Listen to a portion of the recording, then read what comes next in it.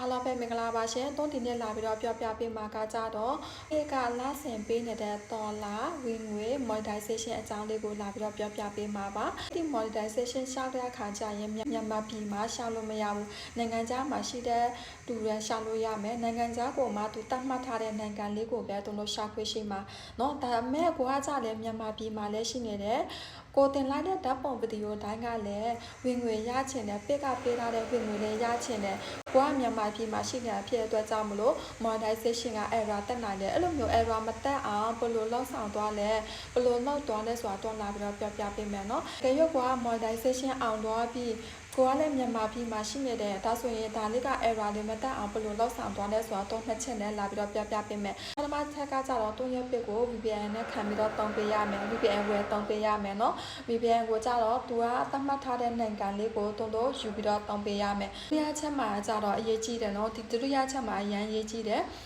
ကိုပေးဖွင့်ထားတဲ့ Gmail လေးကိုကြတော့မြန်မာပြည်မှာလုံးဝမထားပါနဲ့နိုင်ငံခြားမှာပဲထားပါအဲ့လိုမျိုးကိုယ့်ရဲ့ Gmail ကနိုင်ငံခြားမှာထားရမှာဖြစ်တဲ့အတွက်ကြောင့်မလို့နိုင်ငံခြားမှာလူတယောက်ကိုအားရမှာဖြစ်တဲ့အတွက်ကြောင့်မလို့အဲ့ဒီလူကကြကိုယ့်ရဲ့အရင်နှီးဆုံးလူဖြစ်ပါစေတဲ့အိမ်ထဲကလူဖြစ်ပါစေနောက်ပြီးလို့ရှိရင်တို့ပတ်စံထောက်တဲ့အခါမှာဆိုရင်တို့ပန်ကတ်နဲ့တောင်းရမှာဖြစ်တဲ့အတွက်ကြောင့်မလို့ကိုယ့်ရဲ့ရင်းနှီးဆုံးလူကိုယ့်ရဲ့လူဆိုရင်တော့အဆင်ပြေတာပေါ့နော်ဒါကြောင့်မလို့တို့မြန်မာပြည်မှာလည်းရှိနေတဲ့ကိုတင်လိုက်တဲ့ဓာတ်ပုံဗီဒီယိုတိုင်းကလည်းပေးထားတဲ့လဆင်ပေးတဲ့ဝင်ငွေလေးရချင်တဲ့ဆိုရင်ဒီနှစ်ချက်လေးကိုလိုက်လာပါ VPN ခံမယ်ကိုရဲ့ဒီချင်းမျိုးကိုကြတော့မြန်မာပြည်မှာမထားပါနဲ့နိုင်ငံခြားမှာထားပါ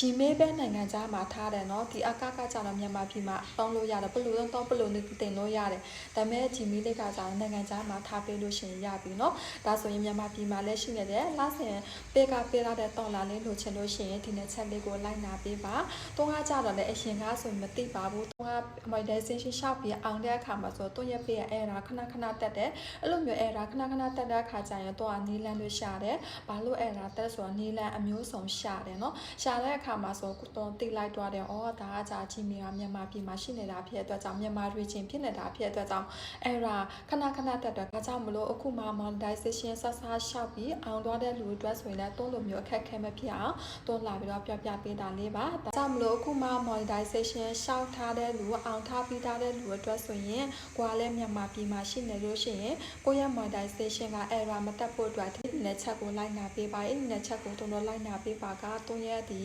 တုံးနေတဲ့ monetization က error တွေကင်းရအောင်နောက်လို့ရှိရင်ပေးထားတဲ့ဒေါ်လာဝင်ငွေလဲလစဉ်ပုံမှန်လေးရအောင်လိုက်နာပါလို့အတော့အကြံပေးချင်ပါတယ်အားလုံးပဲတတ်တာပါ